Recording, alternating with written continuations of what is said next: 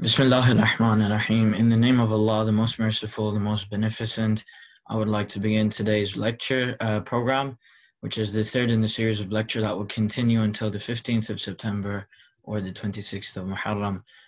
Speaking to us again today will be Shaykh Hamza Sodagar, who will be continuing on the topic of the special companions of our Imams. He has spoken previously about Hazrat Salman Farsi in his first lecture and the responsibility that came with it, and the social and political responsibility and his obedience towards the Imam. And then in the second lecture, we spoke about Hazrat Ammar Yasir yesterday, and how his vision and insight is crucial, and how we can learn to gain insight in a time where things can be politically confusing. As usual, we will have a question and answer session after the lecture concludes. We begin with the recitation of the Quran and a salam, which will be preceded then by the lecture, and afterwards we'll have a small naha, and then finally the question and answer session.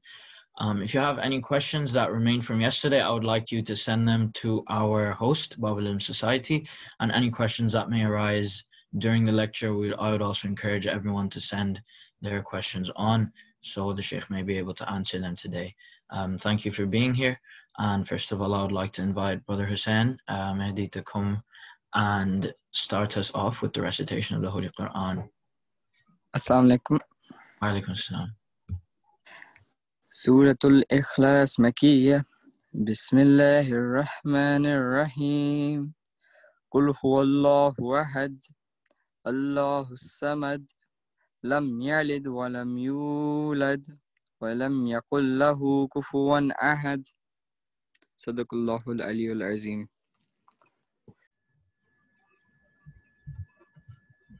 Allahumma salli ala Muhammad wa ali Muhammad wa ajil farajahum. Thank you, Hassan, for your recitation of Surah Al-Ikhlas.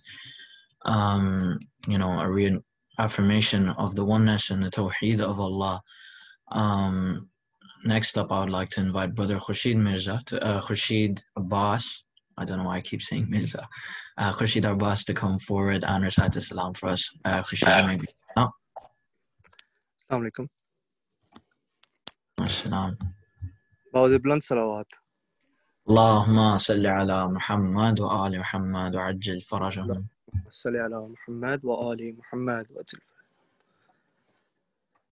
شام کی عورتوں ایک وعدہ کرو، شام کی عورتوں ایک وعدہ کرو، روز قبر سکینہ پہ آؤ گی تم،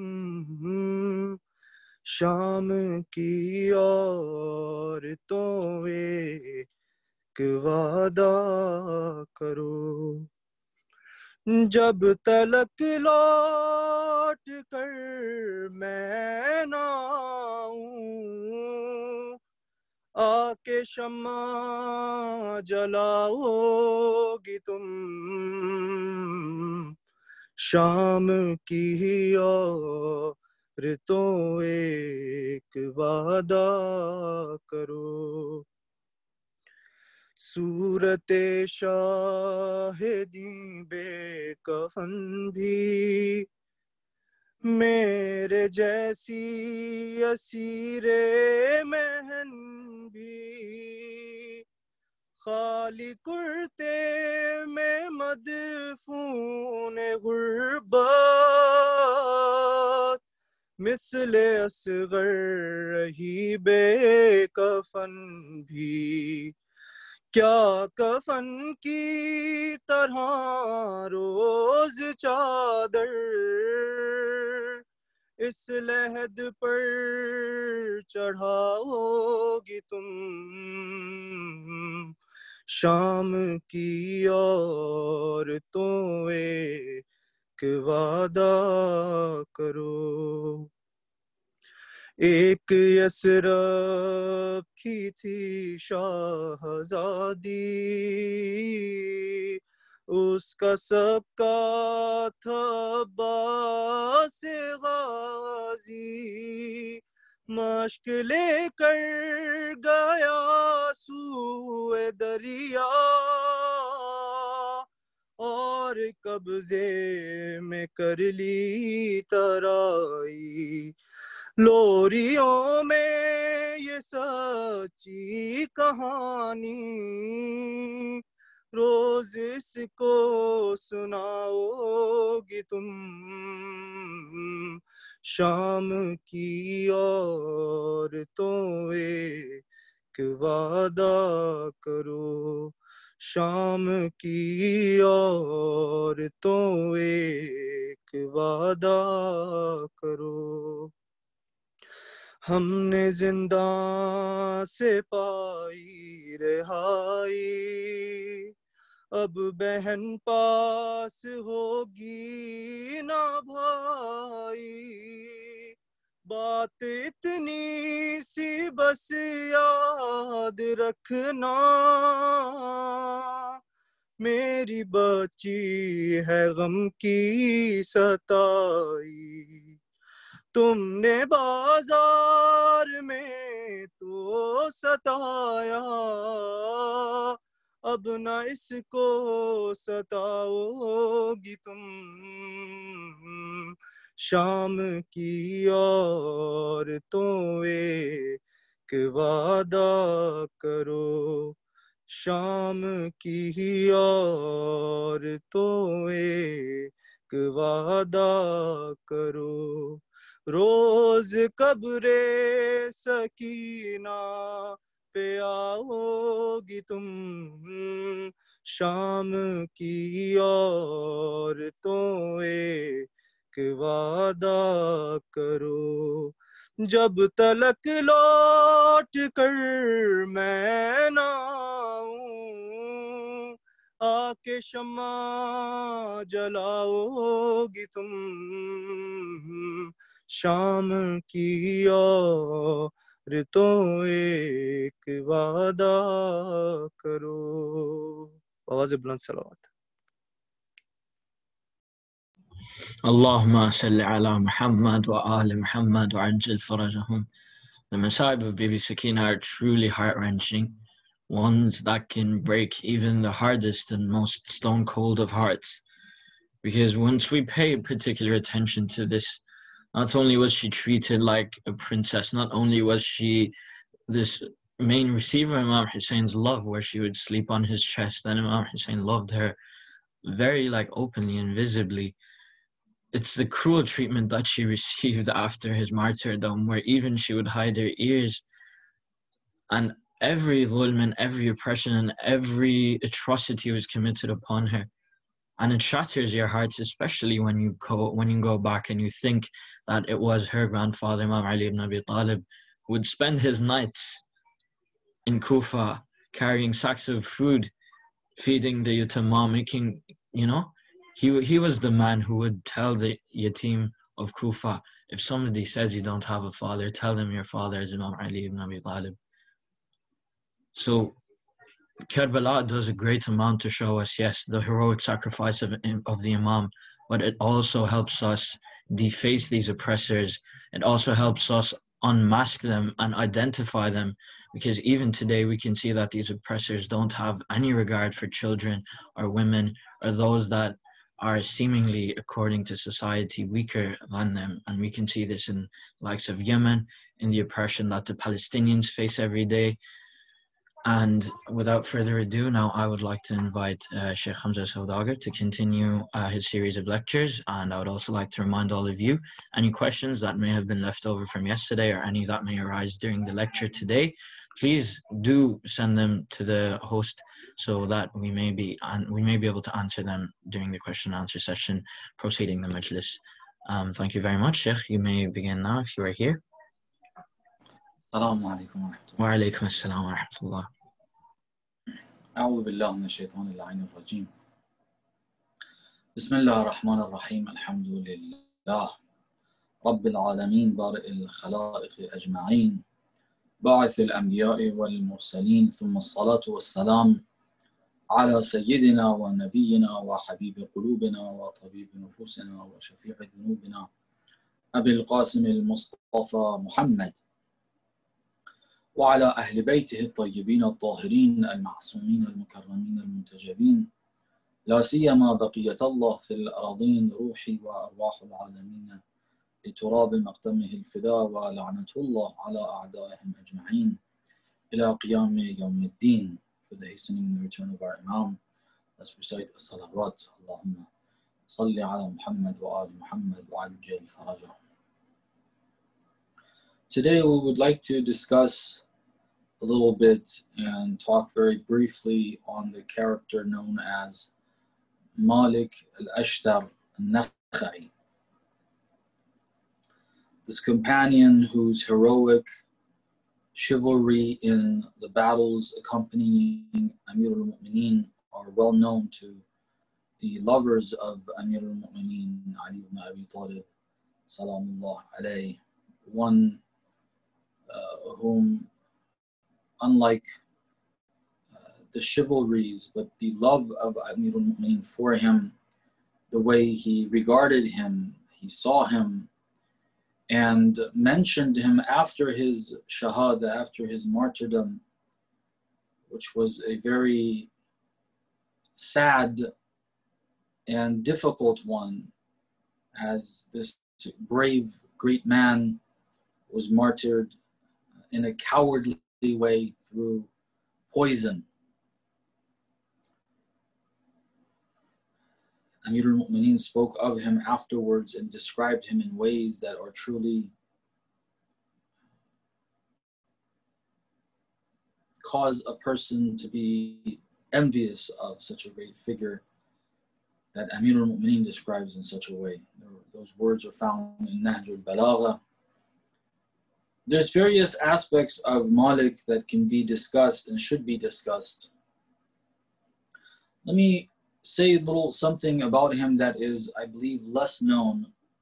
From the readings of history, it becomes evident that Malik was actually not one of, first of all, he's not one of the ashab of the Prophet, unlike the two previous characters that we discussed, Salman and also Ammar. These were both companions of the Prophet, then later companions of Amir al-Mu'mineen, salamullah alayhi.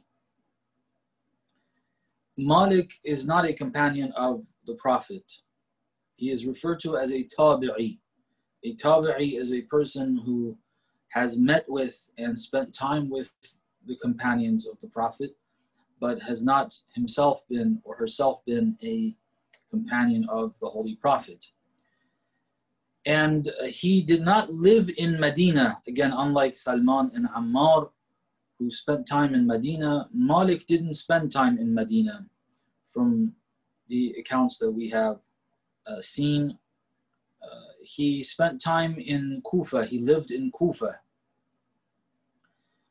And his knowledge of Amir al-Mu'mineen, Ali ibn Abi Talib, salamullah alayhi, and his liking of Ali ibn Abi Talib before the rebellion against Uthman is not very well known.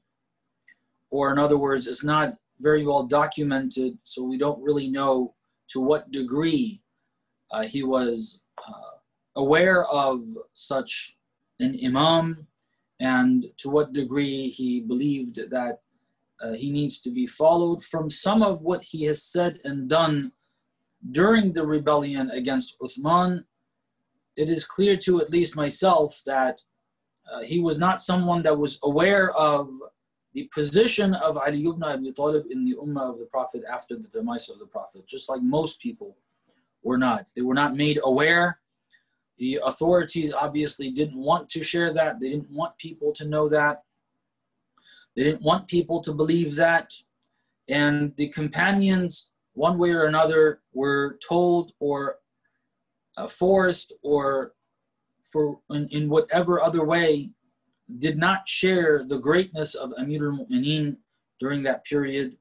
And even if they did, some of his chivalry and talking about some of the battles, perhaps his name being mentioned and the great services that he provided Islam and the Muslimin and beyond all the Holy Prophet, may have been mentioned, but the position, the rank of Ali ibn Abi Talib to the Muslimin after the demise of the Prophet and that he is the rightful ruler, that was something that was not discussed, and therefore Malik is someone that is not aware of that, and he does not follow and or even come to Ali ibn Abi Talib initially as someone that he must obey. He didn't see Ali ibn Abi Talib in that way.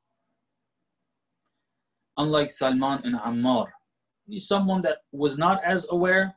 In the process of the rebellion against Uthman, the third Khalifa, which is an important period in our history, there was rebellion. The corruptions of the third Khalifa were causing a lot of unrest. People were very upset. Right before their eyes, whatever was left of the justice system of the Prophet's time in regards to the distribution of the public funds that were belonging to the Muslimin, and they needed to be distributed equally. Whatever was left up to the time of Uthman's government, eventually that became worse and worse, and the discrimination against people and the favoritism that was there towards some of those who were close to the Prophet, some of those who identified as the companions of the Prophet, and more so those who were related to Uthman himself. The closer you were to the Khalifa, the more of those funds you had access to, and you could pretty much do whatever you wanted. And this was evident and people saw. And obviously this type of behavior, this type of conduct was unacceptable by the masses on one level. Obviously they want some of those resources. Many of them are struggling, comparatively at least. They don't have access to them. They're struggling for their day-to-day means. And then they see that these people, just because they're related to the Khalifa, they have access to all these funds, and they have heard that these funds belong to the Muslimin according to Islamic law. And then on a higher level, there was a lot of unease and disagreement, or where people were very upset at him amongst the companions of the Prophet and some of the tabi'een. So eventually a rebellion started up from two major centers in the Islamic Empire. One was Egypt, Misr, and the other was Kufa. One of the major players in the rebellion from Kufa was Malik al-Ashra al-Nakhai. He was a person who was involved in that rebellion. He wasn't responsible for the death of Uthman, but he was involved in rebelling against the oppressions of Uthman. They came to Medina to deal with it and to get Uthman to change his ways. Uthman didn't change his ways. Some others gathered and they killed Uthman, but the act of gathering people to try to change the way things are was something that Malik al-Ashtar was involved in. And then when Amir al-Mu'mineen started the process of preparing the different areas, setting governors for different regions, eventually the issue of Jamal came up, and one of those who joined Amir al-Mu'mineen in the matter of Jamal to respond to the rebellion of Talha and Zubayr for their material objectives was Malik al-Ashtar. Remember yesterday we mentioned something about the masjid of Kufa, the Jami' in Kufa, where Imam al-Mujtaba and Ammar were speaking to the people in regards to gathering troops for the Battle of Jamal. Malik was there as well. He played a different role. Not right at the moment when this was happening, but when the conversations were taking place, eventually Malik came in, and obviously Malik was known as a very strong and brave warrior, and he was known to be now on the side of Ali ibn Abi Talib, Amir al-Mu'mineen, And he came there in support. And once Abu Musa al-Ash'ari, the Mal'un, saw Malik come in and saw that, I guess Malik was angry at Abu Musa al-Ash'ari. And I'll tell you why in a little bit. As soon as he came in and Abu Musa al-Ash'ari saw Malik's face, the anger, he ran. And that was the end of that chapter. So the words of Imam al-Mujtaba, the words of Ammar, and then the presence of someone like Malik caused the people to completely disregard Abu Musa al-Ash'ari. And the reason why Malik was very angry at Abu Musa al-Ash'ari is because Malik was the one that recommended to Amir al-Mu'mineen to have Abu Musa al-Ash'ari as the governor of Kufa. And now he's behaving in this way. So Malik is very angry at him because he sees him as someone who has betrayed the trust of Malik and Amir al-Mu'mineen, and he probably feels resentment towards recommending him as the governor of Kufa. Anyhow, and then in the Battle of Siffin, my understanding is that in the process of the Battle of Siffin is where Malik ascended to the rank of one of the special companions of Amir al-Mu'mineen. There are different factors. I can't really discuss the details of what I mean by that, in which scenario and in which condition, which part of the battle, what was said, what was done. But eventually, during the process of this Battle of Siffin, Malik, who had seen Amir al-Mu'mineen as a great person, as a companion of the Prophet, as a just person, all these good qualities he knew in regards to Amir al-Mu'mineen.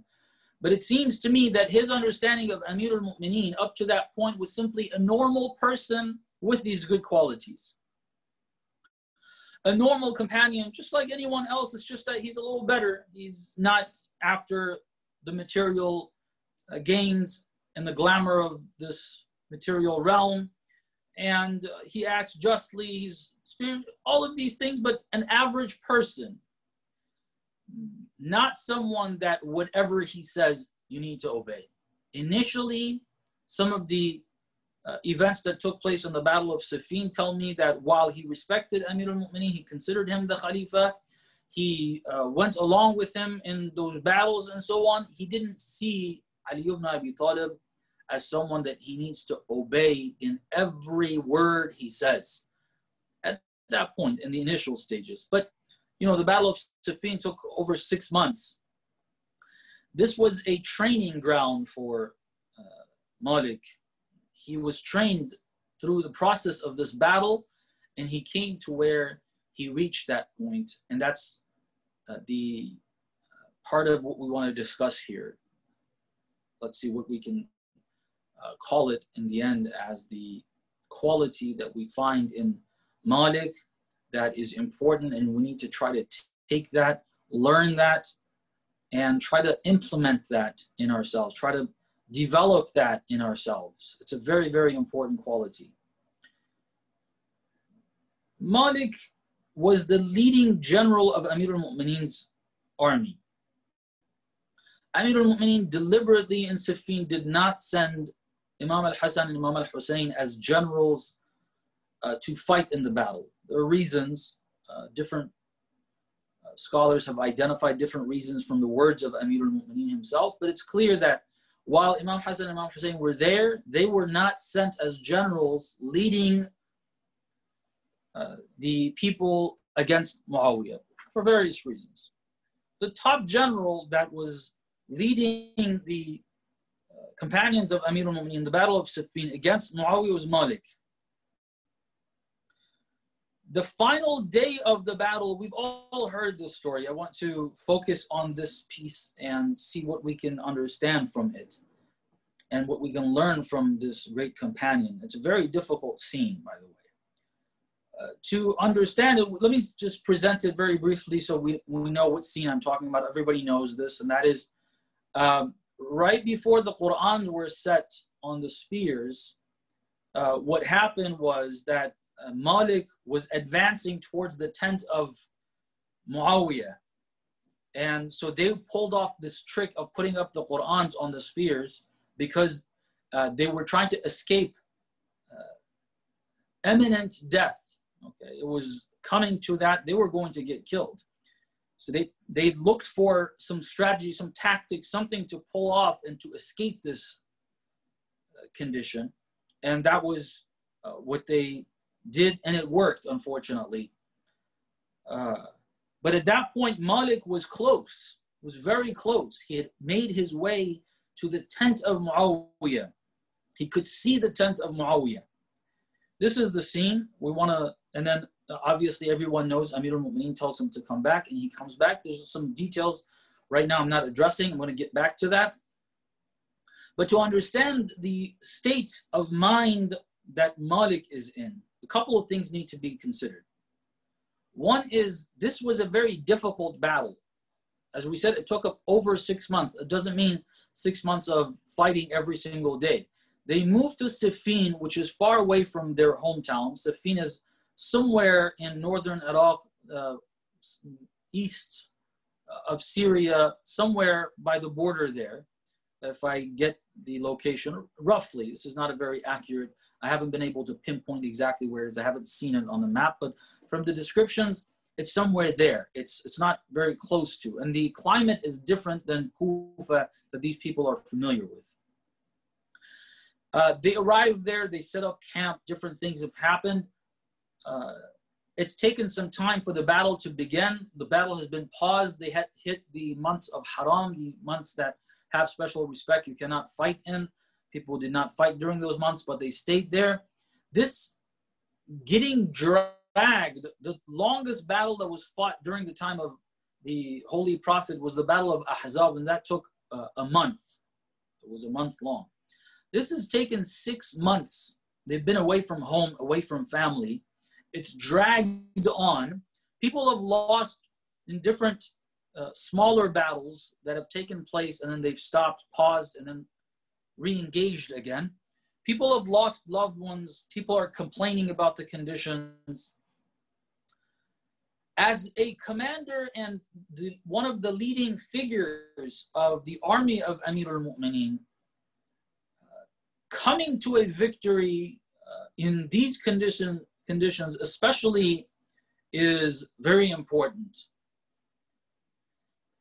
Malik also understands the problem of Muawiyah. He is up to this point now has understood, although from the beginning it seems like he was one of the advocates of going after Muawiyah. Some of those around Amir al-Mu'mineen were interested in leaving Muawiyah to himself. It seems like Malik was not one of them. So he understood the problem of Muawiyah and that it needs to be dealt with. So that's an additional factor to have this urge, this want, this strong desire to get rid of Muawiyah and to defeat Muawiyah. Keep all that in mind. Now he has been able to, with his soldiers, with his fleet, he's been able to advance towards it, and he can see the tent of Muawiyah. He can see that devilish smile on Muawiyah's face accompanied with fear. He can see both of those. When he sees the Qur'ans on the spear, there's a smile when it starts to work. Maybe a smirk at Malik, and this fear when Malik is advancing towards him. Both of those are seen. He can see Muawiyah, and he's advancing towards him, striking his swords against the soldiers of Muawiyah, advancing towards Muawiyah. He can see that. Someone comes from Amir al-Mu'mineen, says, Malik, Ali ibn Abi Talib tells you, come back. Now, put yourself in that position. You are on the verge of a victory that you have worked so hard to accomplish. You have lost so many comrades, perhaps family members, to accomplish. And you are that close to accomplishing it. You're not at the beginning of the battle. You're that close to accomplishing it, to attaining that goal, to get there, to have Muawiyah taken care of. entirely. And then besides the personal feelings that Malik should have as a person, a human being has, of wanting that victory. You're that close. You don't want to let go when you're that close. Even on video games, as parents, parents experience this with children and with their teenagers. And as teenagers or as youngsters, when I was also, we experienced this. If we're winning a game, we're playing a game. If anybody disturbs us in that game, it depends where we are in that game. If we're at the beginning, we just started, okay, it's not too bad. All right, get up, do your homework. All right, just leave and go. But if you're about to win a very crucial level on that game, very critical point, you're about to win it, mom or dad comes and says, you need to get up, do this. There's no way on earth you're going to get up. It's so difficult. It's so difficult. This is just a video game. It's not something which is really serious in life. Malik is that close to win this battle. And besides the personal motives or incentives here, there's another element, which is that Muawiyah is such an iblis, such a shaitan, such an evil figure, and has created so much hardship for the ummah, so much hardship for the imam, all these things. Just a couple more strikes of the sword, I'll get rid of Muawiyah, that'll be it. How many of you guys would think that it's a good idea? Let's not respond to the call of Amir al-Mu'mineen. Let's continue. You know how bad Muawiyah is? How many of you are involved with la'an of Muawiyah? When you get to Allahumma la'an Aba Sufyana wa Muawiyah wa Yazid ibn Muawiyah in Ziyarat Ashra, you say it with a lot of passion because of when you remember who Muawiyah was and what he did. There's this rage and hatred against what he did and who he was. The problems he created for Amir al-Mu'mineen, for Imam al-Mujtaba, for the Prophet. Very strong feelings against him. Imagine yourself there. You have a couple more strikes of the sword. You're going to get to Muawiyah and get rid of Muawiyah. But then the Imam sends a messenger. Malik, stop. It's very difficult for a person at that stage to say, okay, I'm going to stop. I'm going to come back. Malik did this. Malik did this. Although he could see Muawiyah, and perhaps when Muawiyah saw the messenger telling him to come back, Muawiyah had a smirk on his face, laughing at him. Look at you. We beat you guys. Malik can see that. But he turns back. Ali says, come back. He didn't come back because he had fear that they're going to kill Ali. Those are not the reasons. Ali said to come back. He said, okay, I'll come back. I'll leave that victory. I don't want a victory that Ali does not want. Before I explain that bit, let me explain something that is a little more difficult perhaps to see here, and which was what I was initially explaining about Malik. Malik at this point has reached a point in his development where he sees the Imam as someone whose words are different than an ordinary person. And his words need to be obeyed, whatever they are. Even if, according to your understanding, you don't see things the way he does, you should say, I'm wrong and he's right. This is very important, very important. At this point, Malik sees that. Otherwise, Malik, as an ordinary person, as a person that's in that particular scene, advancing towards Muawiyah, he could have easily said, Ali doesn't know what he's talking about. Let me get rid of Muawiyah. He'll thank me later. You'll start saying these things. You'll start thinking in this way. If you don't see Ali's words as something that is different, if Ali says, come back, he knows the conditions. Don't think he doesn't know. Don't say he doesn't know where I am. Just a couple more strikes of the sword. Ali said to come back now. Don't tell yourself he doesn't know my conditions. It's Ali. It's not someone else. It's not an average person. It's not someone who doesn't have knowledge of the unseen. It's someone who knows everything. He's telling me to come back. Before, there's another scene in Siffin, towards the beginning of the battle. Amir al-Mu'mineen commanded him to do something. Malik didn't see it the way Amir al-Mu'mineen saw it. He disagreed with him.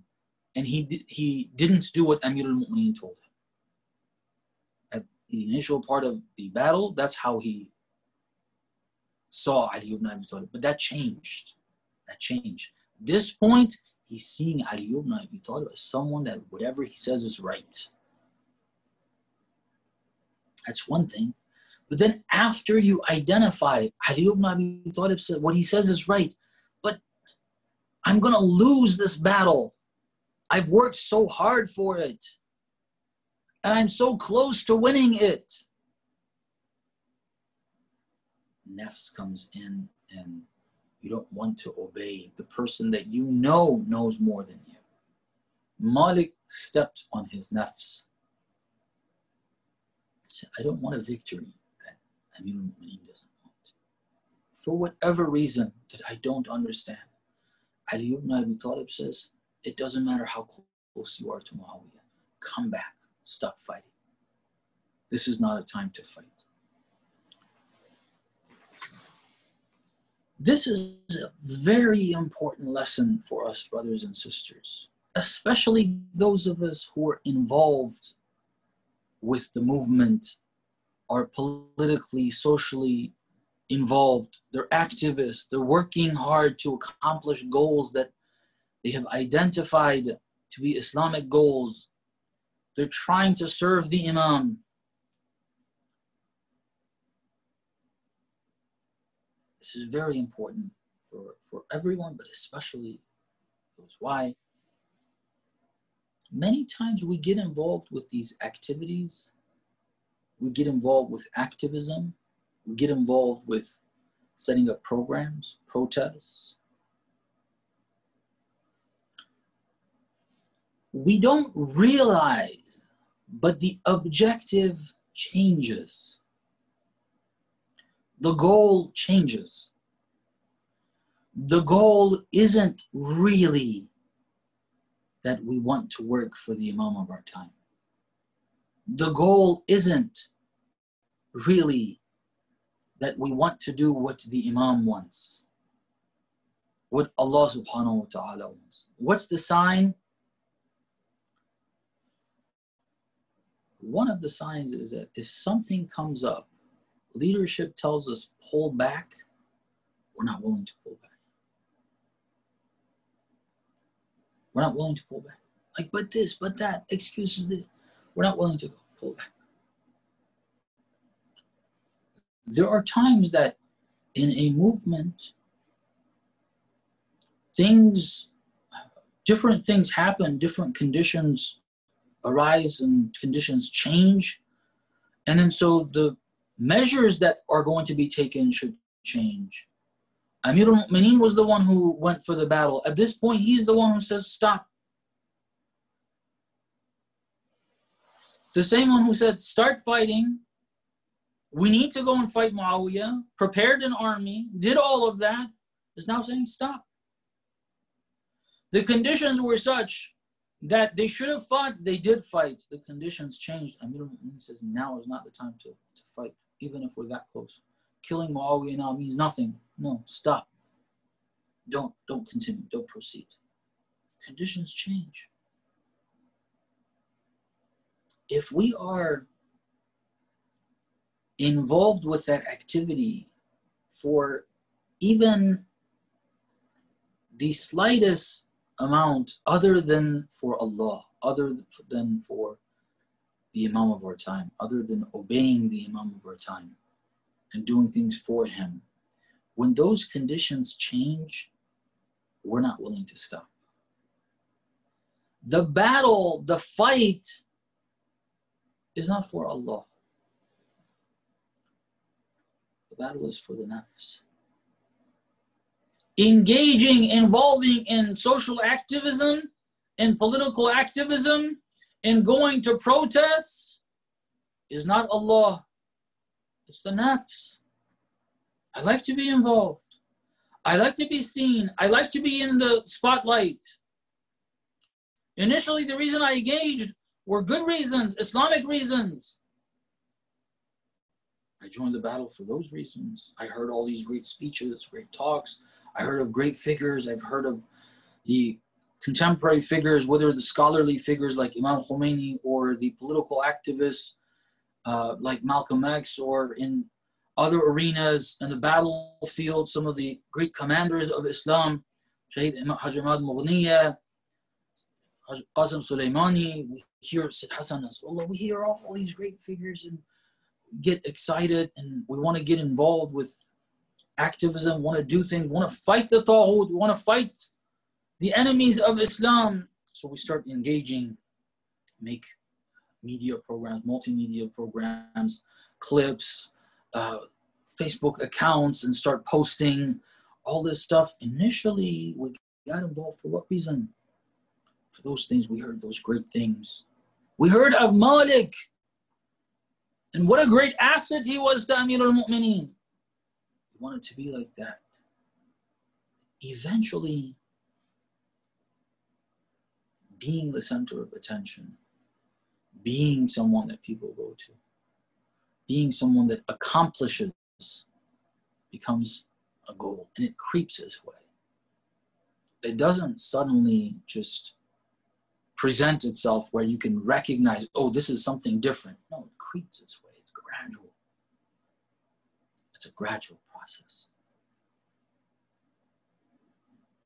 Eventually, it's no longer Allah. It's no longer the Imam of our time. So when the time comes that the command comes from the Imam through the leader of the movement in his absence, in the absence of the Imam, to stop, we're not willing to stop. I will have all the justifications.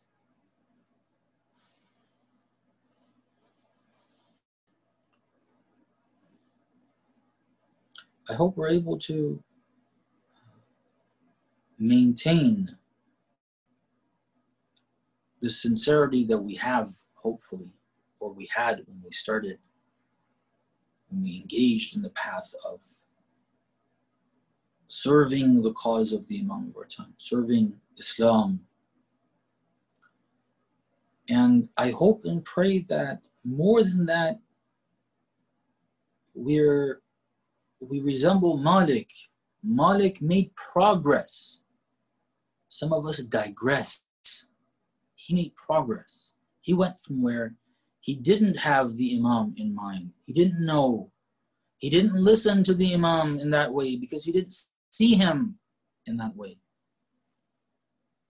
He didn't go to rebel against Uthman because Amir al-Mu'mineen told him to. He was fed up with the governors of Uthman, with a bunch of other people. They went to Medina, and they didn't go straight to Amir al-Mu'mineen and ask him what they should do. He didn't, because he didn't see that. But he made progress. He started seeing Ali ibn Abi Talib in that way. And he started listening to him, whatever he said. The most difficult time is this one, I believe, from the history that's available to us, of course. When Amir al-Mu'mineen told him, stop. At that point in time, that was a very difficult decision to make, to stop and come back. Malik obeyed. Malik obeyed. I hope that, inshallah, we take that on board from Malik, and we're able to make that progress instead of digressing, instead of moving backwards, instead of turning away from the Imam, from the direction of Islam, and so on and so forth, inshallah. Sallallahu alayka ya Aba Abdullah. Sallallahu alayka ya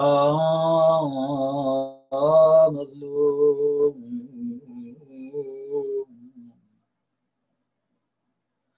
أيها الشهيد بكربلاء عطشان.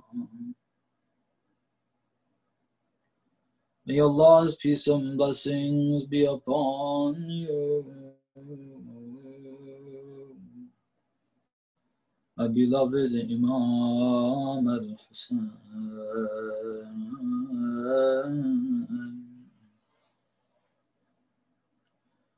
The Imam who was slaughtered by the shores of the Euphrates, while his mouth was dry of thirst. روحي فداك يا مولاي. Brothers and sisters, let's try to remember the family of Imam al-Hussein, Imam Zain al-Abidin, the lady Zainab, Rubab,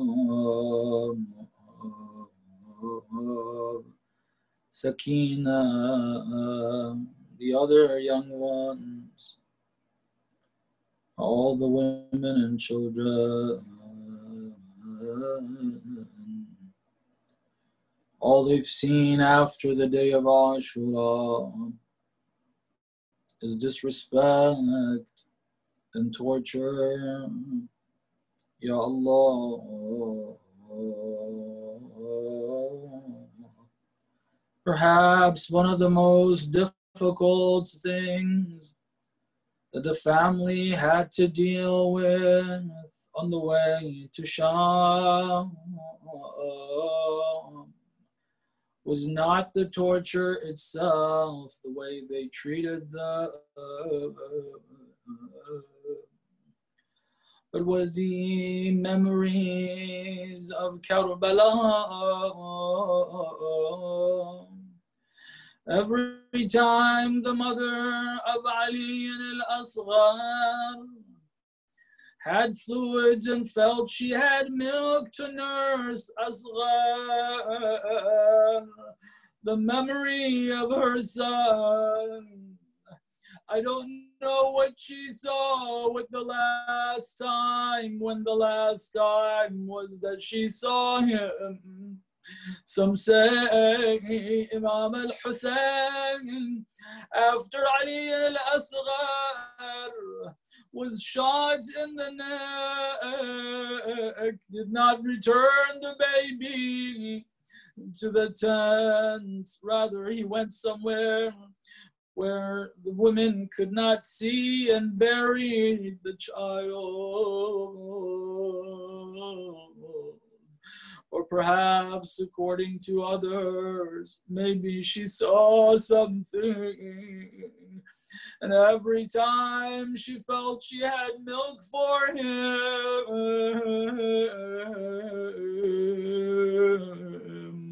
I don't know how she dealt with those memories. Ala la'natullah ala al-qawm al-zalimin.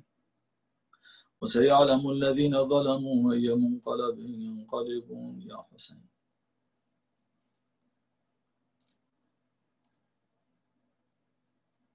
Ya Hussein, Ya Hussein, Ya Hussein, Ya Hussein, Ya Hussein, Ya Hussein, Ya Hussein, Ya Hussein. O my Imam Zainul Abidin, O my Imam Zainul Abidin, O Sajjad, you taught us the art of supplication, you showed us the power of frustration, to make Islam our life's foundation, and how to ask Allah for salvation. Such is your status, O holy soul. You made Allah's love your only goal. Oh my Imam, oh my Imam Zainul Abidin, oh my Imam Zainul Abidin. Oh Sajjad, you are the great grandson of Muhammad. Inside your veins flowed the purest of blood. You came down from heaven like a rosebud and left your sand forever in this world. Your name will live on forever now. Till death you'll be in our house we bow. Oh my Imam, oh my Imam Zainul Abidin, oh my Imam Zainul Abidin. Oh Sajjad, you saw your father's head on that spear, your mother's bareheaded and in fear. Your sister was treated so severe that blood was pouring down from her ear. And yet you were so brave that you spoke, and in the courtyard the world awoke. Oh my Imam, oh my Imam Zainul Abidin, oh my Imam Zainul Abidin.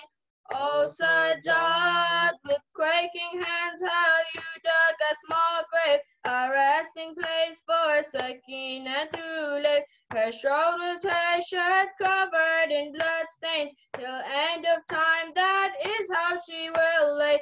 Until today she's so far from home, the prison so dark and she's alone. Oh my Imam, oh my Imam Zainul Abidin, oh my Imam Zainul Abidin. Oh Sajjad, Ya Hussein, Ya Hussein.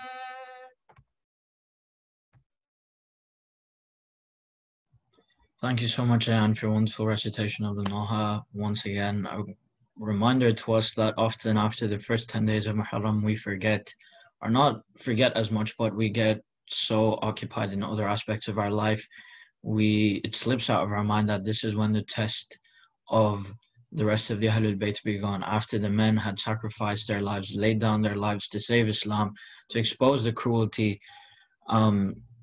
we forget that Sayyidah Zainab is called Sharikatul Hussein, that the message of Imam Hussein is not complete without the journey and the trip and the fight and the struggles of Sayyidah Zainab and Imam Sajjad as well.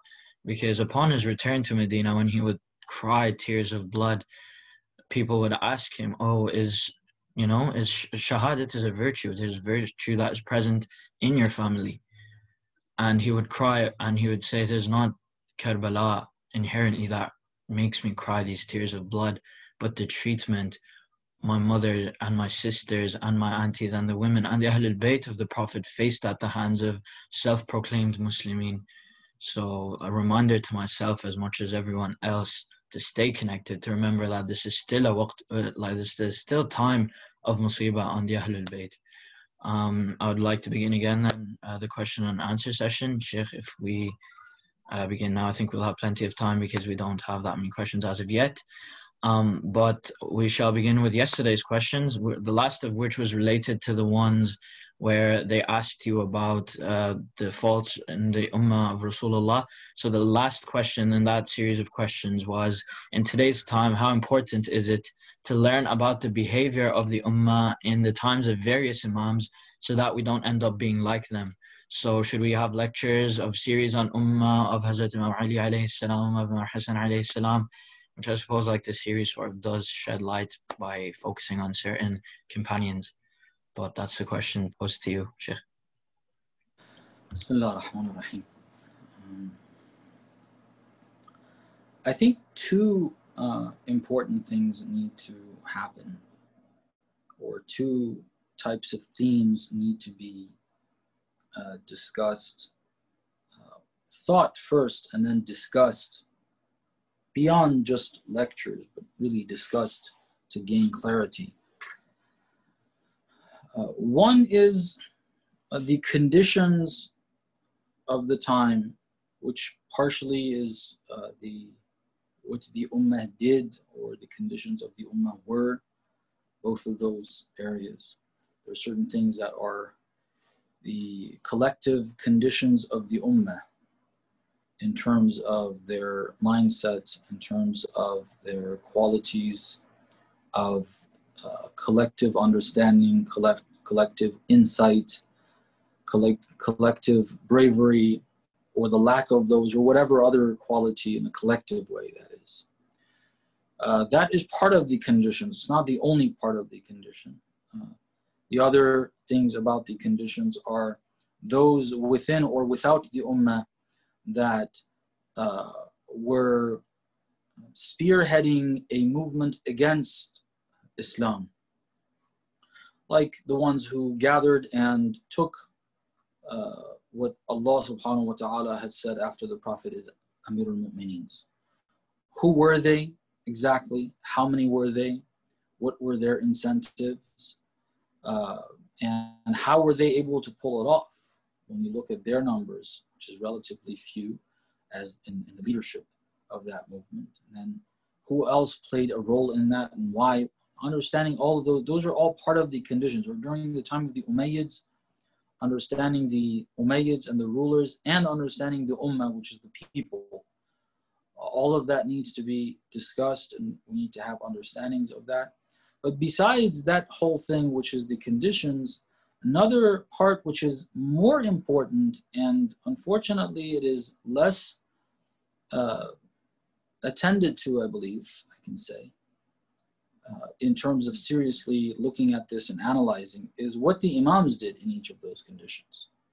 We have part of it. Obviously, we know what Fatimah-e-Zahra did in terms of after the demise of the Prophet, going out to the masjid about Fadak. We hear those things standing behind the door. We hear those things going to the masjid again when Amir al-Mu'mineen was taken for the allegiance. We hear those things. Going to Uhud, crying, the cries being heard. When they want to come and apologize, she turns away from them. These are things that we hear, but and we know of. What exactly is she trying to do with all of this? That's the part we haven't spent much time understanding, analyzing. And so what exactly was she doing with regards to Fadak? What exactly was she doing by standing behind the door? What exactly was she doing joining Amir al-Mu'mineen, going to the doors of the Ansar? What was Amir al-Mu'mineen doing during that time, the period between the burial ceremony, which took a few days, and Amir al-Mu'mineen was involved in that, and the days after? So those few days, Amir al-Mu'mineen was not involved. Things started happening. Why did Amir al-Mu'mineen not get involved? Despite knowing through people telling him, besides the knowledge of an Imam, what was he trying to do with that? And when they did go to the doors of the Ashab, what was he trying to do with that? When they didn't come, why did he choose not to fight? Why did he choose not to fight when they behaved at his door the way they did? Fatimah-e-Zahra went behind the door. He was there. And this happened. Amir al-Mu'mineen is there. Why did he not do anything? What's he trying to do with that? These are things that we have not spent time analyzing. Imam al-Hussein, we don't know. We just know he went to Karbala. He was martyred. He said, I'm not going to pledge allegiance to Yazid. Well, then why did he pledge allegiance to, in a sense, what is called bay'ah? Allegiance has a slightly different meaning. He was in the treaty, the treaty that Imam al-Mujtaba had with Muawiyah. They did it. Is Muawiyah better than Yazid, or is he worse than Yazid? In many ways, Muawiyah is worse. And why was there a treaty with Muawiyah but not with Yazid? What's the difference here? Why is it that the stanza there is that, and afterwards it's this? And then Imam Zayn al-Abidin, and so on and so forth. There's a lot that needs to be discussed in terms of what were the Imams trying to do. Let's try to understand. So if we understand the conditions that they had, and then we understand how they behaved in the face of those conditions, that will give us a complete understanding of, once we identify what our conditions are, relate them to those times, and then see what the Imams did, identify what we need to do based on that. If we only look at the conditions and what the Ummah did, we don't know what the response of the Imam was exactly. We haven't understood it properly. So even if we understand the conditions right now, all we're going to be doing is just nagging about how the ummah is this or that. Well, that's not the objective. The objective is to learn what to do. It doesn't matter if the ummah is this or that. The Imams functioned in the most devastating of times, the most difficult of times. The Imams did not stop functioning. They did not stop leading. They did not stop their movement towards Allah and moving the ummah, the same ummah that has all these faults and flaws. The Imams never stopped guiding and moving forward with these conditions. So what's important is to identify those conditions, not to sit down and cry only, not to sit down and say, oh, there were bad people, there were this, there were that, or to find those and then be like, this person is like this person in history, or that person is like the other person in history, and the ummah is bad and this, that's not going to get us anywhere. What's going to get us somewhere is once we understand what the problems were in the ummah, try for ourselves not to have them, and then see what the Imam's solution is. Well, the fact is there are these problems. So how did the Imams function in those times? The notion that they didn't take stances, they didn't do anything, when he stood at home for 25 years, didn't do anything, is incorrect. That's not really what happened. We need to identify what they did so that once we understand today what our conditions are, which of the Imams we are similar to, we can look at that time and then see what the Imam did and learn from that and start doing what the Imam did. You're absolutely correct, because as they were leaders in their personal and religious aspects where we can learn from them on how to deal with people on an individual level, obviously they were political leaders, and maybe it is one of the mistakes that we make, that we separate religion and politics at times, where we feel like, their conflict with those people was like because of a divine perspective, or because, somebody was an oppressor and the Imam was on her.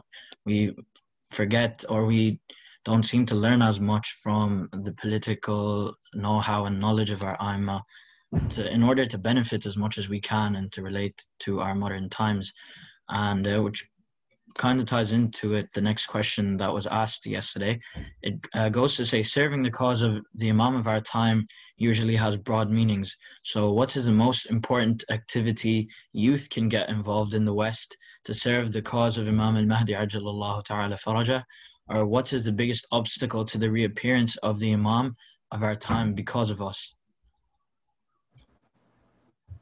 The biggest obstacle is the ignorance of people, their lack of knowledge. People, the majority of the people of the world who are going to be the that will need to support the Imam of our time. If he is going to be governing them, they need to support him. Well, the majority of the people of the world right now don't even know him to support him. They don't know Islam. They have misunderstandings of Islam. They think Islam is a backwards religion at best, or a terrorist religion at worst. So other areas of ignorance as well, ignorance in regards to their political systems. A lot of people think that their political systems are good. They've made accomplishments and advancements. They're first world countries because of their governments and so on. And so they should support their governments. All these ignorances, or some of them, the deceptions of the rulers that have caused masses to develop these wrong understandings. This is the biggest obstacle. And it has so many different areas for people to work in terms of trying to help in changing that. But before anything, there's not time-wise, meaning that's something to work on. But what's more important, what I mean by before anything, is this in terms of priority and importance, is our own development. Which means that if we are only focused on the outside and the ignorance and the ummah and this and that, all external elements, we lose sight of ourselves and our own development. What's the primary concern of each of us should be our own development in the goal of the Imam in coming and establishing that whole government of the global divine government of the Imam is to help people progress towards Allah subhanahu wa ta'ala. We already know that. We already have that available to us. If we leave that, if we turn away from that and say we want to work on this field or that field for the Imam of our time to come, well, we're not helping in his direction. That's not going to help, because we, with our problems and lack of development, will become the ones that will have those problems. Again, Zubayr is a good bad example for us. It's a good person to look at as a bad example, bad role model. You don't want to be like him. He's someone that believed in Amir al-Mu'mineen ruling and so on, but eventually he became the problem. He became the enemy of the Imam, or some of the others that are there. We've seen that in history. The ones who usurped the right of Amir al-Mu'mineen after the demise of the Prophet were people that were with the Prophet from an early stage of the development of Islam. They were there. They were involved in the battles. Not the bravest of fighters, but they were there. They were in those battles. They took part in those battles. So we can easily, if we neglect ourselves and neglect our own development while we're working on doing whatever it is for Islam, awareness, creating awareness, changing the perception of people towards Islam, towards the Ahlul Bayt, towards the Quran, towards the Prophet, towards the current Muslim leaders, towards Islam in the contemporary state of it. While we're working on that, if we don't develop ourselves, then we are probably going to end up becoming the problem and obstacle in the way of the Imam. Those are two areas that I think I can emphasize on working on. Okay, so you'd suggest reflection and accountability, basically, to learn from the past. And just another question now from relating to today's session. It's more of a historical thing. It says, was Malik Ashtar a companion of Imam on his own, or was his whole tribe followers of the Ahlul Bayt as well? I have not seen any evidence of the whole of his tribe being followers of Amir al-Mu'mineen. There's another companion that seems to be a companion of Amir al-Mu'mineen, and that is Kumayl ibn Ziyad al-Nakha'i. He's also Nakha'i. So, and then the other thing is that in Kufa, there were many people that were supporters of Amir al-Mu'mineen, some more, some less. But in terms of the whole tribe, I'm not sure. I don't recall any type of evidence suggesting to me that the whole tribe was or wasn't. I'm not sure. Okay, and then again, leading on to the personality of Hazrat Malik Ashtar, it says, other than chivalry, what other quality of Malik Ashtar can we draw inspiration from? The one we were trying to discuss, which I'm not sure if I was able to get across or not, is not his chivalry. It was his taqwa, his divine incentive in fighting. You have good fighters at times. And even Malik himself, before the Battle of Siffin, was also a great fighter. He was a great warrior. He was known for that.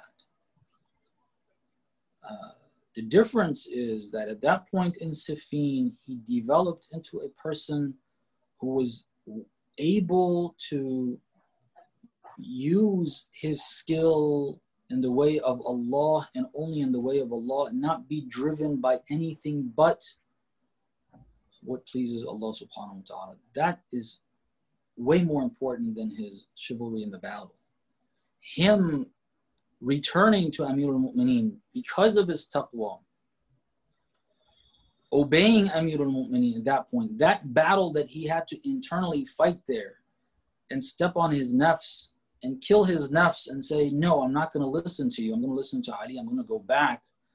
That is way more difficult and a lot more, in a sense, chivalry, but not in that battlefield, in the physical, material battlefield, but in the battlefield of the nafs, the soul, the spiritual battlefield, that the Holy Prophet, when the people were returning from a battle during his time, he greeted them by saying greetings to the people who were returning from the smaller battle. He said, smaller battle. This was the smaller battle. What's the greater battle? The Prophet said the greater battle is the battle of the self, the nafs. What Malik did there was a victory in the battle of the nafs that was much greater than slaying Muawiyah. What he did there at that point. Ali says, come back, you listen to that. And perhaps it was, I'm not sure if it was after Safin, maybe some of these qualities were developed before as well. But what we discussed there in regards to his decision to turn back, that is, again, I'm not sure if I was able to, or if I can really get across what type of test this was and the ability for Malik to pass this test and do the right thing, make the right decision. That is very different than the example I'm about to put forth, but this is also an example of the taqwa of Malik, where the story I think many of us have heard, and especially people who have the ability. Certain people are cowards or they're incapable of even defending themselves. That's one thing. But if you have full ability to take care of yourself against really strong enemies, and then some random person that is frustrated with whatever gets angry at you and shows you attitude one way or another. The example we have is a young guy in Kufa disrespected Malik by spitting on him. We can't forget about that level of attitude and disrespect. Just a slight word that's off, we cannot take it, and it turns into a whole rivalry or a whole scene that we have to make sure, how dare this person say this, or you got to take that. I got to show something. Malik, this great man, this great warrior, he's got every ability. Who's this young little dude doing this? There's nothing for him to take care of him, and who is there to stand? But he just puts his head down, goes to the masjid, doesn't even respond. Does not even respond. Not out of arrogance. There's a time where a person feels somebody hit him, they just look, and they're just like, oh, who the heck is this? Forget this, let's move on. That's out of arrogance. That's a different scenario. It's a different type of thing. Malik put his head down, went to the masjid, and then people told the young man, do you know who this was? Do you know what exactly you did? And he goes to the masjid to find him, to apologize, thinking of, oh my God, he's going to take this out on me at some point. He goes to the masjid and sees Malik is praying for him. That means Malik has attained a status that his nafs is under his control. He's not commanded by these feelings, these emotions of anger, of fear, no. He sees what Allah wants in this condition. If Allah wants all these muscles and all the skills with a sword to not be consumed, and for me not to use them, and put the sword and leave it in, put my head down like a cow, look like a coward to some people, maybe even they said a few things about him, and leave, if that's what God wants, I don't want to do. That is what I try to focus on. That is something that we need to learn from Malik. The chivalry in the battlefield is not for all. Not everybody is going to be that. Not everybody is going to be a capable person in the battlefield. Zainab salamullahi alayha is a woman. She's not supposed to be a capable person in the battlefield. Not that no women can be. Zainab wasn't. There were some women that at some times, even during the time of the Prophet, they were in the battlefield. Some women have that, but many women don't. The chivalry of Zainab was not the sword in the battlefield. It was the sharpness and the blade of her speech. Her blade is her speech. If somebody has got that taqwa, that self-development, and they're wanting to do things based on what Allah wants, then whatever assets they have, whatever resources available to them, whether it's physical strength in the battlefield, it's a skill with a sword, with a gun, a skill with orchestrating a battlefield, managing people in the battlefield, leading people, leadership positions, or it's something completely different in terms of software development, in electronics, in medicine, in whatever it is that a person has. God has given different people different talents. If one has taqwa, they will use their talent in the way of Allah, and Allah will give them an opportunity. That will be their battlefield, where they proceed, where they take steps, which is like using the sword. And when do they decide that, no, the sword is going in and we're going to listen to Ali ibn Abi Talib? No, we're not going to continue fighting, although we're that close to winning this battle. So the more important thing to learn from Malik is not his skills in the battlefield, rather his taqwa, his sincerity, his ability to control his nafs and not to do with those temptations, strong and for many of us justified feelings. He's able to step all over that. That is something that I envy. Yeah, no, there is plenty to learn from us and from them for us. And this question, the next question, kind of focuses away from the personality of Malik Ashtar himself. It goes to ask, we have heard quite frequently about Kufis and their behavior in various times. Can you please shed some light on the people of Basra, as Basra was another relatively politically active city in those times, and which players or which people were playing a role there? Before Basra, let me actually say something about Kufa that I feel is a lot of times misunderstood. From my understanding of how we as Shia feel towards the people of Kufa is that we sort of feel like these are the worst people. I've even heard, like, when they want to say a city is the worst city, like this is like Kufa. Okay, this city is like Kufa, the worst city. The fact is, Kufa was the only place that wanted the Imam to come. Kufa was the only place that the Imam had supporters. Medina didn't have supporters for Imam Hussein. Mecca didn't have supporters for Imam Hussein.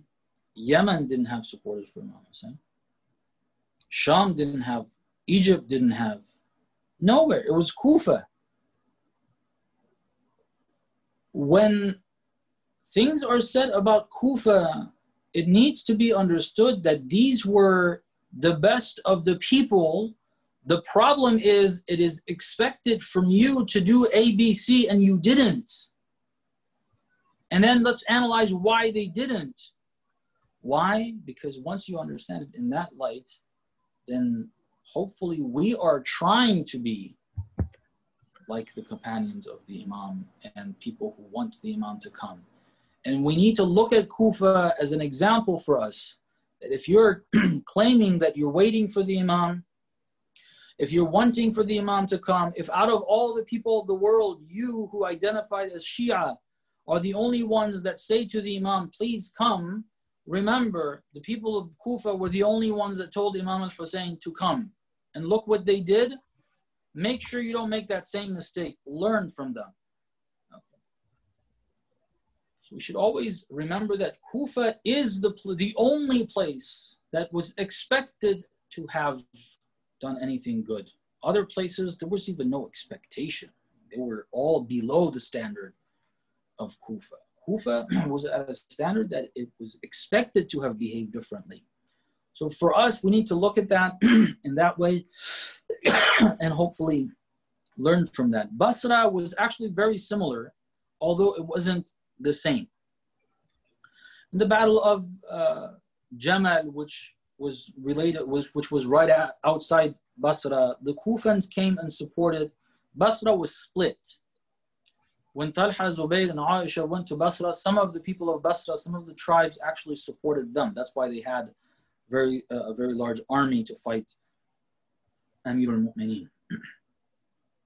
On the other side, of course, there were those who supported Amir al-Mu'mineen.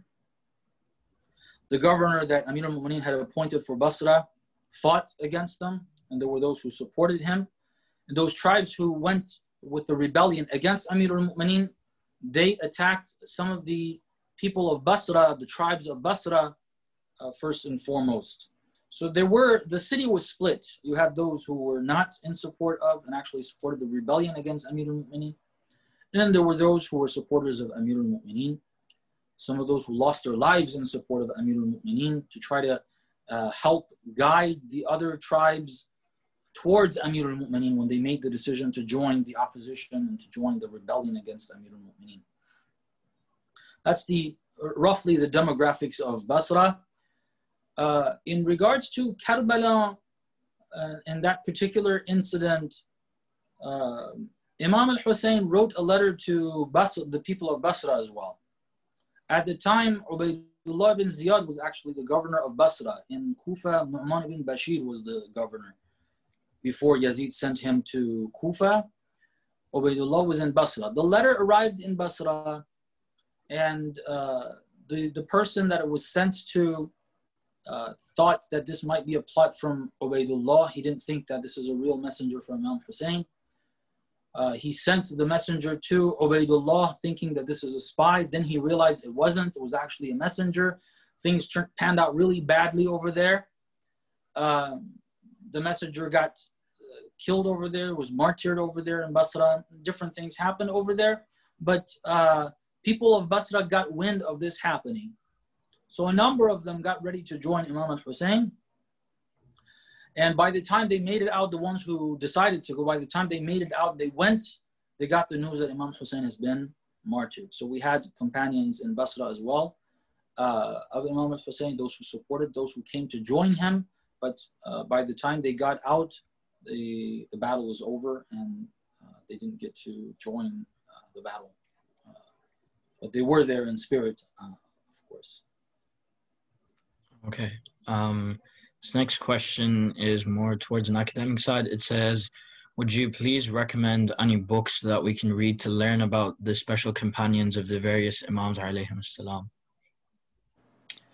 Unfortunately, there's barely anything to read about the Imams themselves, much less the companions in the English language. I hope that there's more work written or translated in the English language that we can recommend that has this. There's a book on history that is about 8 volumes. It's in Arabic. I hope that at some point that is translated. That will be a good resource for anyone. And it's written by a good scholar. It's very detailed. And so it gives you a lot of material to read if that is translated. Unfortunately, it's not translated. The only works that I know of that have been translated are related to the Imams. They don't focus on the companions. Obviously, there's some mention of the companions, but there's no focus on those companions. And out of those books that have been translated, there's one of them that is more recent. I don't remember the title of the book, actually. It could be found on Amazon, The Lives of the Imams or something along those lines. The author of it was written originally in Farsi by an author by the name of Pishwai. And it was translated by, I think Sayyid Ali Musavi is the name of the brother who translated it. It's 4 volumes, and it covers all of the Imams. 4 smaller volumes, of course, not like the big history work that I was talking about. This is what's available. Inshallah, we hope that in the near future, there's other work that is available for people who are interested to read. Yeah, absolutely, because I feel like a lot of the youth in the West, they sort of need the material. It's that we have a lack of access, and then, you know, the disconnect doesn't help either. The next question we have here is that we hear a lot about Qasim Sulaimani, Haj Qasim Sulaimani, as a Maliki Ashtar of the current era. So is he a good role model to be followed in our times? Yes, but again, similar to what we said regarding Malik himself, what is important about Haj Qasim Sulaimani is not him being a commander in the battlefield. He was, what we can all learn from him is his taqwa, his insight, his ability to control his nafs. In that area, there's a lot of different examples of the same type of idea that was mentioned about Malik and him having control of his nafs. While Haj Qasim was a military commander, he was a very soft person, which is very rare to find. Amir al-Mu'mineen is the climax of that. The softest and harshest person at the same time. The combination of contradicting qualities, harshness and softness. Amir al-Mu'mineen is the softest and the harshest, depending on who it's against. At the same time that he has that harshness against the enemies of Islam, unwavering will against them, slaying so many of the enemies of Islam without any negative feelings about it, any fear or any thoughts afterwards, should I have done this? No. He slayed Abtal al-Arab, as we have in قتل أبطالهم in Dua Nudba. The heroes of the Arabs were slain by the hands of Ali ibn Abi Talib. Harshness there that you see. The softness that he cannot take an orphan not having bread or even something to play with, and he goes and spends that time. That softness, that he humbles himself, plays with the children, gets all those children to smile. Amir al-Mu'mineen on a level that is unattainable to us. We look at that and we try to get as close as we can. We see that this is a man that to the best of his ability and compared to a lot of others that we know, was able to attain greatness. While he was very, the enemies of Islam were scared to death of the guy. And they were so angry at him that they plotted this killing, this assassination that backfired on them. That's how angry they were because of what he was able to, the setbacks that he had caused them with his harshness towards them, the unwavering will against them. At the same time, look at the children in those areas that were freed from ISIS. There was him or his comrade, close friend, a great believer, Abu Mahdi al-Muhandis, another great man. He also shared those qualities. Look at them with the children they freed. They're not even Muslim, like Yazidi people over there. They're not Muslim. Christian people, Assyrian people, the children, they go to those areas, they free those people from Daesh who claim to be Muslim, but behave completely against Islam. And the way they deal with these, the softness you can see in these people is amazing. This is, or being able to, again, step on one's nafs, one's desires. There are some accounts that are very interesting, but in the interest of time, I think I will skip on that. Okay. So maybe if we can make time for it in the future, you can share them with us and enlighten us with further knowledge. Unfortunately, I think that is the end of the questions that have been asked today. So I'd like to thank you again for spending so much time and then in such great detail as well. shedding light on certain aspects that were neglected or unknown to us as well. And on top, I'd also like to thank Brother Hussein Mehdi for his recitation of the Holy Quran, Brother Khurshid Abbas for his recitation of the Salam, and Brother Ayan Mirza as well for his recitation of the Naha. Thank you so much, Shaykh, again for your wonderful lecture, and we hope to gain more from you tomorrow. And I would urge everyone again to join us same time, between 6 to 7:30 p.m. at Dublin time. And any questions that may arise, any questions that you're holding on to, please do send them to us, and inshallah hoping to see everyone tomorrow. Assalamu alaikum wa rahmatullah. Thank you. Alaikum assalam. Thank you.